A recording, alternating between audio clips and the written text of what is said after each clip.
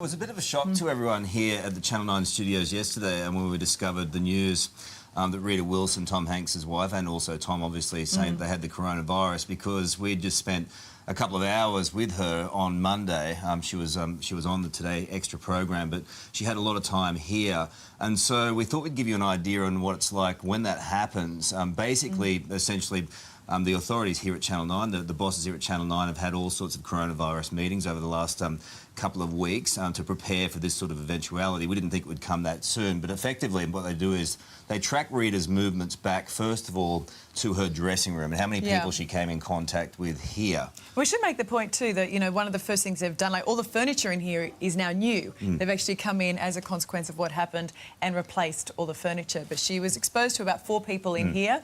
They've all been sent off tested, but we're going to take And they did a lot of cleaning in here as well. They came in, sanitised the area, and they shut the dressing room down. And Tracy wasn't on the air last night too, because of there's a couple of common people that she may have come in contact with. So Tracy Grimshaw wasn't here.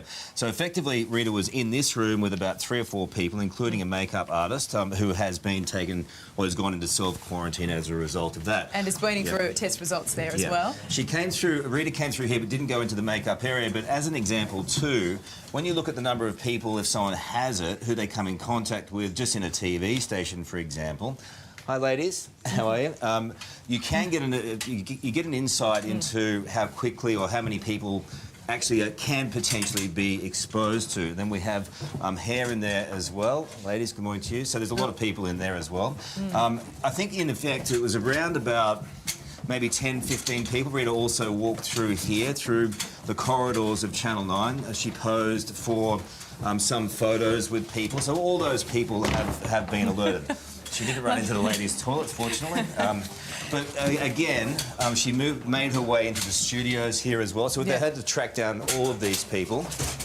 But keep in mind too that, you know, this is the one thing that people talk about is people being panicked. But walking past someone in a corridor is not going to expose you to coronavirus. And you know, if you listen to what the health authorities are saying, it's, you know, if I'm standing opposite Rita and I'm having a 15-minute conversation, I'm then at risk. But typically, all these people that she's walking past are going to be fine. She was warming up in this particular area of the studio, and this is where the majority of people are. We have about 15 to 20 staff members around here.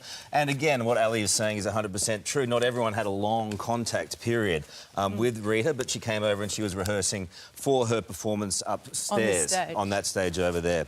Obviously, it was David Campbell and Belinda Russell who host Today Extra, who had the most time with her. And because of that, we believe they were the most potential of being exposed. And the hosts, David Campbell and Belinda Russell, join us now. Good morning, guys. How are you? Good. There's no hair and makeup at home. It's really important for us to outline to everyone at home just what happens in that situation. But, DC, when you got the news yesterday, what was it like for you? Well, I didn't panic. I kind of, I was shocked because it was Tom and Rita. But the first thing I did was speak to the producer who was also in contact with Rita. I also then called Belinda, who was also in contact with Rita, and we all agreed to go get tested straight away. We felt that was the best and most transparent and responsible thing to do, considering that we were a public face of her only, you know, live interview. And so we then followed the guidelines from the wonderful staff of the Royal North Shore Hospital, who set up a very quick and efficient triage there to get you in and out and back home as quickly as possible. And then obviously we spoke to health authorities as well. So Belinda, just talk us through that testing experience. What do they do exactly? Yeah, there was no swab of the mouth, only of each nostril. It was quite a long, bud.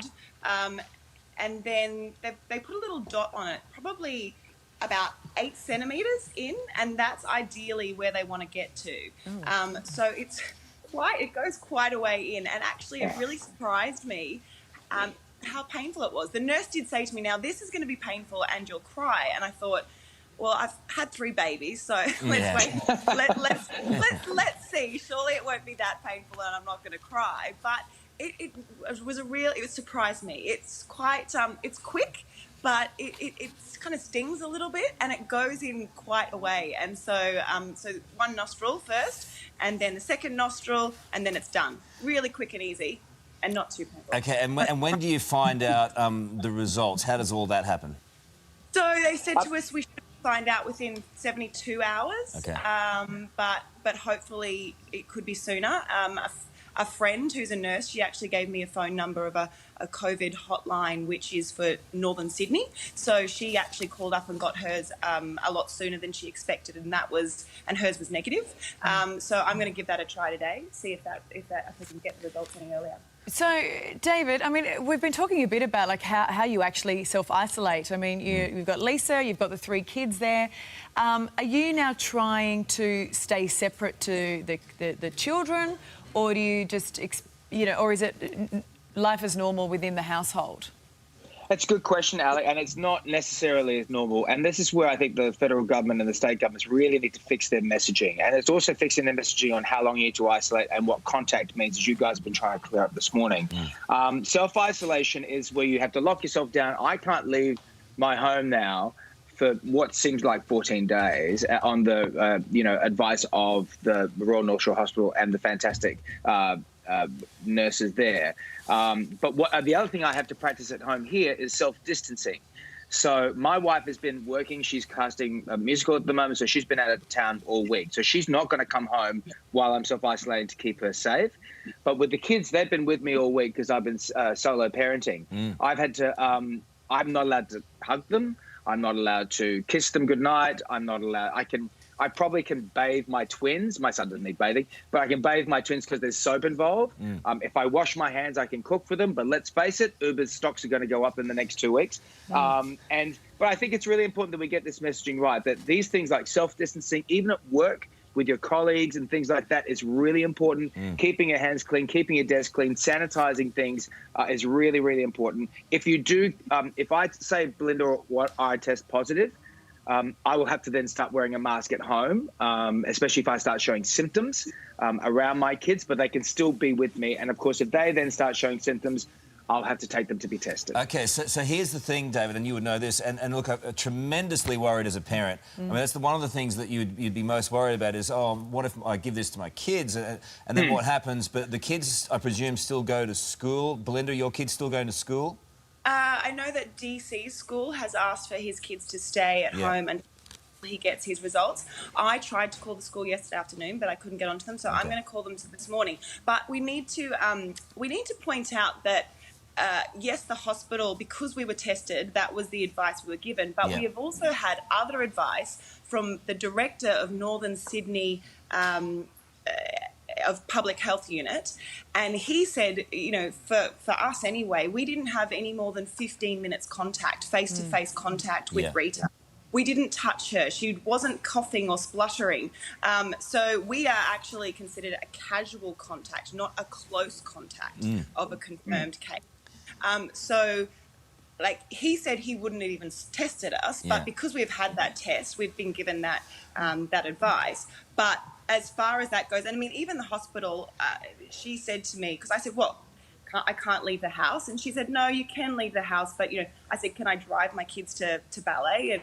And because the advice was you need to self-isolate, but your kids are fine, your husband's fine. They can carry on. And it's really important what Belinda's saying, I think, right here, guys, is that there is a mixed messaging going on. And that's kind of what I sort of tried to express to the same minister yesterday, is that, there's no clear messaging here, and that's why people are panic buying. That's why people are going, what about my job? The kids will be fine. Even if they do get it, we do know that kids under the age of 9 aren't experiencing huge symptoms. I don't come into contact with people who are elderly. My sister, who works in an old age home, she's taking extreme precautions. So Belinda and I are in a really good, healthy zone.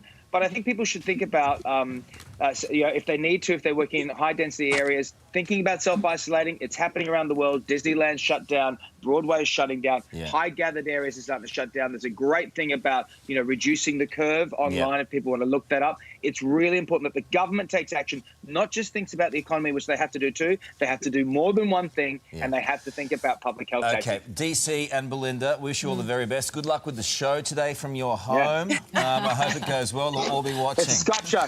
Scott Show's going to be great.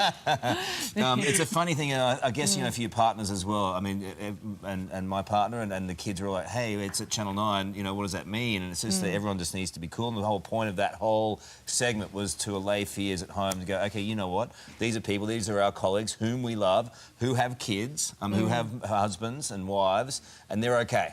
You know, but this is and we don't know yet whether or not they even have it, and they'll find out in the next couple of days, so it's all very calm.